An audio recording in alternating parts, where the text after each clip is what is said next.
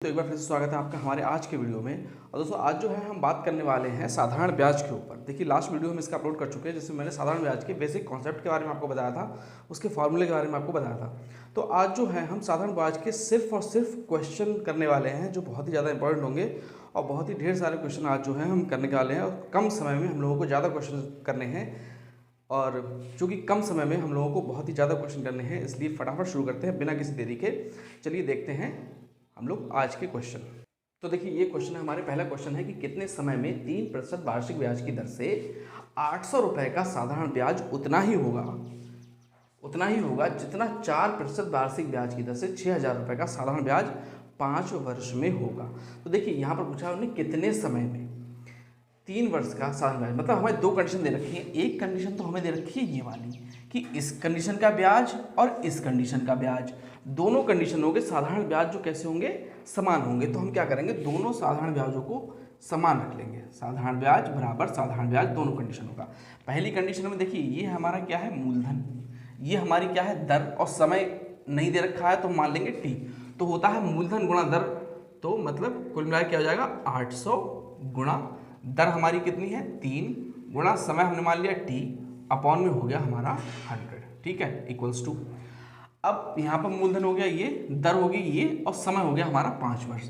तो 6000 गुणा 4 गुणा 5 अपॉन 100 से 100 कट गया, यहाँ पर 2 जीरो से 2 जीरो कट गए। ये भी काटना चाहे ये भी काट सकते हैं हम, देखो 4 दूनी 8। तो अगर हम यहाँ से t का मान निकालें, t बराबर ऊपर कितना बचा 6 गुणा 5 और नीचे भी कितना बड़ा 2 3 6, नीचे भी बचा हमारा 6। तो 6 से 6 कट जाएगा, मतलब आंसर आ जाएगा हमारा 5 वर्ष, ठीक है। पहला क्वेश्चन हो गया हमारा ये। अब आ जाओ दूसरे क्वेश्चन के ऊपर। दूसरा क्वेश्चन देखिए क्या कहता है हमारा कि एक धनराशि का साधारण ब्याज, एक धनराशि साधारण ब्याज से 2 वर्षों में 2240 रुपये बनती है। मतलब ये जो हमारा दे रखा 2240 रुपये हो जाती है, इसका मतलब है ये हमारा हो गया मिश्र धन। ये हमारा हो गया क्या है, मिश्र धन। मिश्र धन हो गया हमारा 2240 रुपये बनती है और 5 वर्षों में 2600 रुपये बनती है। अच्छा ठीक है, तो 2 वर्षों में बनती है। तो देखिए हम यहाँ लिखेंगे पहले कि 2 वर्षों का मिश्र धन, 2 वर्षों का मिश्र धन। 2 वर्षों का जो मिश्र धन है वो कितना है 2240 रुपये। अब वो कह रहा है कि 5 वर्षों का मिश्र धन है 26, तो 5 वर्षों का मिश्र धन बराबर कितना है 2600 रुपये। अब देखिए इसमें हमें क्या करना है, तो वह धनराशि ज्ञात कीजिए, मतलब हमें ज्ञात करना है मूलधन, कि वो मूलधन कितना है जो 2 वर्षों में ब्याज जुड़ के इतना हो गया और 5 वर्षों में ब्याज जुड़ के इतना हो गया। तो देखिए अब 2 वर्षों में था हमारा इतना और 3 वर्षों में हो गया इतना, इसका 5 वर्षों में हो गया, इसका मतलब 5 वर्षों में हो गया इतना। इसका मतलब है कि जो 3 वर्षों का जो ब्याज होगा, 3 वर्षों का ब्याज ये जो निकल के आया, इनके बीच में अगर हम ये घटा दें तो ये हमारा 3 वर्षों का ब्याज निकल के आएगा, क्योंकि पहले 2 वर्षों में इतना था और 5 वर्षों में इतना हो गया। तो 3 वर्षों में कितना बढ़ गया, इतना बढ़ गया। तो जितना बढ़ता है वही तो ब्याज होता है। तो अगर हम इसमें से इसको माइनस कर दें तो निकल आएगा हमारा ब्याज। मतलब ये 360 जो हमारा निकल के आया वो निकल के आया हमारा क्या, ब्याज निकल के आया 3 वर्षों का। अब 3 वर्षों का ब्याज है 360, तो हम क्या करेंगे 1 वर्ष का ब्याज निकाल लेंगे। 1 वर्ष का ब्याज बराबर कितना हो जाएगा 360 अपॉन 3, 3 एकम 3, 3 दूनी 6, मतलब कितना आ गया 120 आ गया, ये 120। अब 120 जो है वो हमारा कितने वर्षों का ब्याज है, 1 वर्ष का ब्याज है।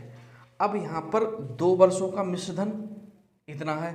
अगर हम 2 वर्षों का ब्याज निकालें, 2 वर्षों का ब्याज कितना हो जाएगा 120 दूनी 240, मतलब 1 वर्ष का ब्याज था 120, तो 2 वर्षों का ब्याज हो गया 240। अब अगर हम देखें कि 2 वर्षों का मिश्र धन ये होता है। अब मिश्र धन में क्या क्या कैलकुलेट होता है, मिश्र धन में जो होता है वो हमारा मूलधन होता है और प्लस ऐसा ही होता है, मूलधन होता है और प्लस ऐसा ही होता है, साधारण ब्याज होता है। अब साधारण ब्याज 2 महीने का हम निकाल चुके हैं, कितना है 240। अगर हमें यहाँ से P निकालना हो तो हम क्या करेंगे, इस 2240 में से इस SI को घटा देंगे। मतलब कुल मिला के अगर हम 2240 रुपये में से ये 240 माइनस कर दें तो हमारा जो P निकल के आ जाएगा वो आ जाएगा 2000 रुपये, और यही हमने निकालना था, मूलधन 2000 रुपये। ठीक है, देखिए अगला क्वेश्चन है हमारा कि साधारण ब्याज की किस दर से कोई धन 8 वर्षों में 5 गुना हो जाएगा। देखिए ये गुना वाले सवाल हैं कि कोई धन किसी कितने सालों में कितने गुना हो जाता है। देखिए तो ये सवाल बहुत ही आसान होते हैं, लेकिन हमें इसका बेसिक कॉन्सेप्ट समझना जरूरी होता है। अगर हमने इसका जो बेसिक कॉन्सेप्ट है वो समझ लिया तो ये सवाल हमारा चुटकियों में हो जाएगा। तो सबसे पहले हम इसके बेसिक कॉन्सेप्ट की तरफ बढ़ते हैं, जरा वो बताते हैं आपके लिए क्या है। देखिए उन्होंने कहा कि साधारण ब्याज की किस दर से कोई धन 8 वर्षों में 5 गुना हो जाएगा। भाई मान लीजिए कि हमने मान लिया कि कोई धन P है, वो T समय में कितना हो जाता है, T समय में n गुना हो जाता है। कोई धन P है, P हमारा मूलधन हो गया, T समय में किसी भी दर से जो होता है R दर से कितना हो जाता है, n गुना हो जाता है। तो जो P था वो हो गया n गुना, जो P था वो n गुना हो गया। इसका मतलब है कि जो हमारा मिश्र धन होगा, मिश्र धन वो क्या हो जाएगा, NP हो जाएगा। भाई P धन था और P धन सब कुछ लगा के ब्याज लगा के कितना हो गया, n गुना हो गया, P का n गुना। तो जो मिश्र धन होगा वो हमारा कितना हो जाएगा, NP। अगर हम मिश्र धन का सूत्र निकालें तो मिश्र धन बराबर क्या होता है, मिश्र धन होता है P प्लस SI। ठीक है, तो NP बराबर P प्लस SI का क्या सूत्र होता है, PRT अपॉन 100। ठीक है, अगर हम देखेंगे यहाँ से लिखिए P कॉमन है तो P से P यहाँ पर हमारा कट जाएगा। जब P से P हमारा यहाँ पर कट जाएगा तो यहाँ बचेगा 1, तो यहाँ हो जाएगा n-1 बराबर RT अपॉन 100। अब यहाँ पर देखिए अगर हमें निकालना है R, तो क्या हो जाएगा, n-1 अपॉन T इंटू 100। और अगर हमें निकालना है T तो क्या हो जाएगा, n-1 अपॉन R इंटू 100। कुल मिला के हमारा जो बेसिक कॉन्सेप्ट है ये है, सूत्र हमारा निकल के आ गया ये। ठीक है, तो अब इसी सूत्र के ऊपर ये सवाल है। सवाल क्या है कि साधारण ब्याज की किस दर से कोई धन 8 वर्षों में 5 गुना हो जाएगा।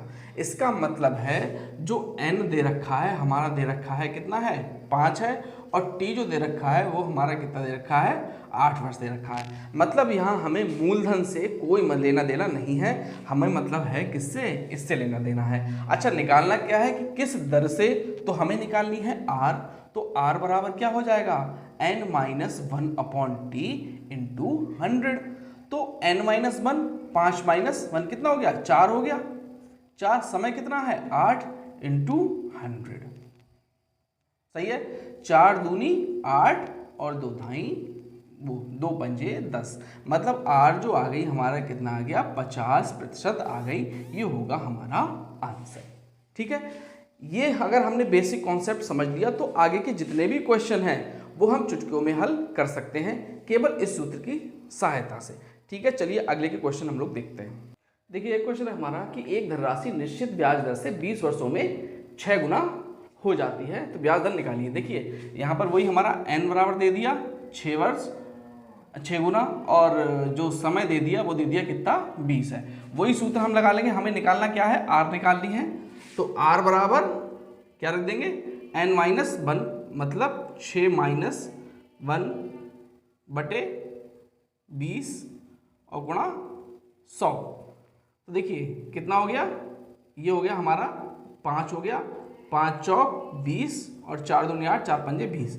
R बराबर कितना आ गया, 25%। ठीक है, नेक्स्ट सवाल देखेंगे, कितने समय में एक धनराशि 12% ब्याज के साथ 4 गुना हो जाएगी। मतलब T हमें निकालना है, 4 गुना हो जाएगी। तो T बराबर क्या हो जाता है भाई, n-1, n माइनस मतलब 4 माइनस 1 कितना हो जाएगा, 3 बटे 12 गुणा 100। तो 3 चौक 12, 4 दूनी 8, 4 पंजे 20। मतलब कितने समय हो जाएगी, 25 वर्ष में। आंसर हो गया हमारा 25 वर्ष। ठीक है, ये क्वेश्चन हो गया। चलिए एक क्वेश्चन और देखते हैं हम लोग। देखिए क्वेश्चन है हमारा कि एक धनराशि 5 वर्षों में 5 गुना हो जाती है, इस धनराशि को 9 गुना होने में कितना समय लगेगा। देखिए यहाँ पर ब्याज दर जो है वो हमारी कैसी है, समान है, ब्याज दर है वो हमारी आर ही है। अच्छा उन्होंने कहा कि कितना समय लगेगा, तो हमने मान लिया कि माना टी समय लगेगा। कितना समय लगेगा, माना टी समय लगेगा, ठीक है। तो उन्होंने कहा कि पहले 5 वर्षों में 5 गुना हो जाती है, 5 गुना, तो 5 वर्षों में लगा समय जो कितना होगा, समय t1, हम इसको मान लेते हैं t1, इस वाले को 5 वर्ष दे रखा है, हालांकि डायरेक्ट 5 लिख लो, तो 5 बराबर कितना हो जाएगा n-1 upon r, 5 n-1 upon r, तो n-1 अपॉन r इंटू 100, ठीक है। या हम इसको ले सकते हैं कि n-1, n हमारा कितना है 5 गुना हो जाएगा, तो ये हो जाएगा 4/r गुणा 100, ठीक है। एक आ गई ये। दूसरा अगर हम कहें कि हमने मान लिया समय t लगता है, तो t बराबर कितना हो जाएगा, फिर इस बार कितना है 9 वर्ष लगे हैं, 9 वर्ष लगे हैं, तो 9-1 अपॉन r गुणा 100, मतलब 8/r गुणा 100, ठीक है।